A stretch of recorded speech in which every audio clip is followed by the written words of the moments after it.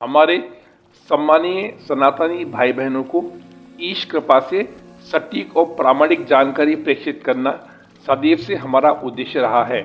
हम प्रयास करते हैं कि थोड़े शब्दों में अपनी बात कह सकें, लेकिन अगर कभी हमारी बातें लंबी हो जाएं तो भी आप उनके लिए आतुर रहते हैं, ऐसा हमारा विश्वास है। आज के सत्र में हम चंद्रमा और देवगुरु बृहस्पति की पत्नी के त्रिया चरित्र, चंद्रमा और बृहस्पति के बीच युद्ध तथा चांद के सुहाग का प्रतीक बनने की अनसुनी कथा की सुंदर विवेचना देवों के देव भगवान शिव और माता पार्वती पुत्र भगवान गजानन की प्रेरणा और अनुग्रह से लेकर आपकी सेवा में उपस्थित हुए हैं। ओम गणेशाय नमः। बंधुजनों, प्राचीन ऋग्वेद में बताया गया है कि सूर्य के समान दीप्तिमान 4 हाथों वाले बृहस्पति बहुत सुंदर हैं, सभी सुख सुविधाओं से संपन्न हैं, सोने के महल में निवास करते हैं। स्वर्ण निर्मित रथ इनका वाहन है, जिसमें वायु वेग वाले 8 पीतवर्णी घोड़े जुड़े रहते हैं। चंद्रमा से जुड़े विवादों को लेकर देवताओं के अत्यंत पराक्रमी गुरु बृहस्पति, जिन्हें तीक्ष्ण शंख भी कहा गया है, से संबंधित एक अत्यंत लोकप्रिय पौराणिक मान्यता अस्तित्व में है। पौराणिक अनुश्रुति के अनुसार अंगिरा ऋषि की सुरूपा नाम की पत्नी के गर्भ से उत्पन्न हुई देवगुरु बृहस्पति की पहली पत्नी तारा अत्यंत रूपवती थी। बृहस्पति की दूसरी पत्नी का नाम शुभा तथा तीसरी पत्नी का नाम ममता था। पुराणों में देवगुरु बृहस्पति के द्वारा मन और इच्छाओं के प्रतीक चंद्रमा को शिक्षा प्रदान करने का वर्णन देखने को मिलता है। एक बार तारा के रूप और यौवन को देख न केवल चंद्रमा आसक्त हो गए, बल्कि उन्होंने गुरु पत्नी का अपहरण कर विवाह भी संपन्न किया, जो गुरु माता होने के कारण सर्वथा अनुचित कृत्य था।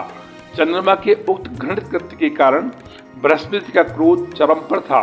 परिणामतः देवगुरु और चंद्रमा के बीच बड़े पैमाने पर भयंकर युद्ध हुआ, जिसमें असुर गुरु शुक्राचार्य ने चंद्रमा का और अन्य देवताओं ने बृहस्पति का साथ दिया। सृष्टिकर्ता ब्रह्मा को युद्ध से पूरी सृष्टि के नष्ट होने का डर था, इसलिए उन्होंने हस्तक्षेप कर युद्ध को रोकने की कोशिश करी और तारा को समझाकर उसे पुनः बृहस्पति को सौंप दिया।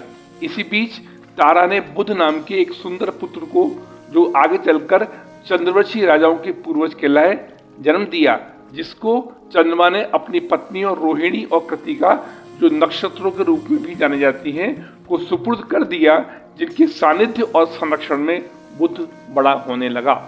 चंद्रमा और बृहस्पति दोनों ही बुध पर अपना अपना दावा करते हुए स्वयं को बुध का पिता बताने लगे, लेकिन तारा चुप थी। अपनी माँ की चुप्पी से परेशान और क्रोधित होकर बुध ने स्वयं अपनी माँ से उन्हें सच बताने के लिए कहा। तब तारा ने चंद्र को बुध का पिता बताया।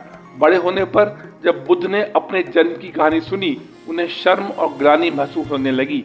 अतः जन्म पापों से छुटकारा पाने के लिए उन्होंने हिमालय के श्रवण वन पर्वत पर जाकर तपस्या शुरू करी, जिससे प्रसन्न होकर भगवान विष्णु उनके सामने प्रकट हुए और उन्हें वरदान स्वरूप वैदिक ज्ञान एवं समस्त कलाएं प्रदान करी। तो जनों, हमारी आपसे सविनय निवेदन है, कृपा कर सच्चे सनातनी होने के नाते कमेंट बॉक्स में ओम गणेशाय नमः अवश्य लिखकर सनातन धर्म को पुष्ट करने की दिशा में अपना योगदान प्रदान कर कृतार्थ करें। चंद्रमा से संबंधित कई विवाद होने के बावजूद न केवल चंद्रमा देवताओं में सर्वाधिक लोकप्रिय हैं, जिनकी पूजा का विधान सनातन काल से चलन में रहा है, वरन वैवाहिक स्त्रियों के लिए खुशहाल सुहाग का प्रतीक भी माने जाते हैं। ऐसी अनुश्रुति भी है कि करवा चौथ के अनुपम महाव्रत के दिन माता बहनों के द्वारा व्रत रख चंद्रमा की पूजा करने से पति दीर्घायु और यशस्वी होता है, क्योंकि पितामह ब्रह्मा से चंद्रमा को लंबी आयु का अभिष्ट प्राप्त है।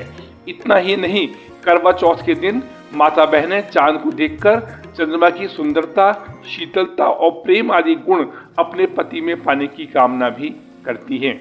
सनातन के वैकल्पिक नाम हिंदू धर्म के अलावा ग्रीक मान्यताओं में भी चंद्रमा सदियों से आस्था और श्रद्धा का प्रतीक रहा है। ग्रीक माइथोलॉजी के अनुसार उनकी आर्टेमिस देवी चांद की अधिपति हैं, जिनकी पूजा नहीं करने से प्राकृतिक आपदा का आना माना जाता है। बंधुजनों, आज के सत्र में हमने चंद्रमा और देवगुरु बृहस्पति की पत्नी के त्रिया चरित्र, चंद्रमा और बृहस्पति के बीच युद्ध तथा चांद के सुहाग का प्रतीक बनने की अनसुनी कथा की सुंदर विवेचना करने का सकारात्मक प्रयास हर संभव सतर्कता पूर्वक किया है। फिर भी अगर भूल रही हो तो हम पार्वती नंदन भगवान गणपति के श्री चरणों में नमन करते हुए अपनी वाणी को विराम देने के लिए क्षमा प्रार्थी हैं। अतः अगले सत्र में मिलने की जिज्ञासा के साथ ओम गणेशाय नमः। धन्यवाद।